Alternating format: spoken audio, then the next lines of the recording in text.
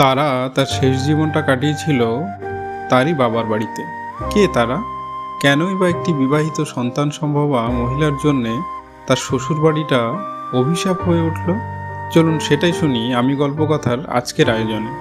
তারা তখন সদ্য 19-এর, দেখতেও ভীষণ। পাড়ায় সব ছেলেরা তো তারাতেই জ্বলত, কিন্তু কে জানতো তার জীবনটা অমলিন কালো।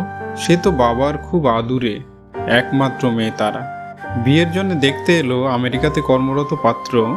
যদিও পাত্রের মা বাবা না থাকায় পাত্রের পিসমশাই পাত্রের অভিভাবক। তার তো এক দেখাতেই তারাকে পছন্দ। আর যে কথা সেই কাজ, সেটা কার্তিক মাস থাকায় অগ্রহায়ণেই বিয়ে। নতুন ঘর, নতুন স্বামী, সংসার, তারাকে আর পাই কে? দাদা বৌদি আর বাবার জন্য নতুন ঘরে তো আলাদা করে আপ্যায়ন সাজিয়ে রাখতো তারা। লাল শাড়ি আর খোলা এলো চুলে পুরো বাড়ি ভরে থাকতো। এতদিনে 6 মাস কেটে গেছে।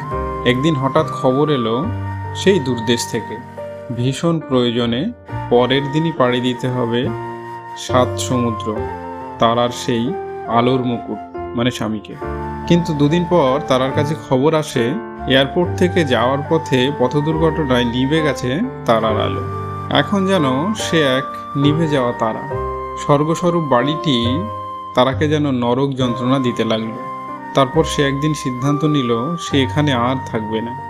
যদিও এতদিনে সে সন্তান সম্ভবা ফিরে গেল বাবার বাড়ি, কিন্তু নেভা আলোর খোঁজে পাগল সম তারাও চলে যায় আলোর দেশে একদিন।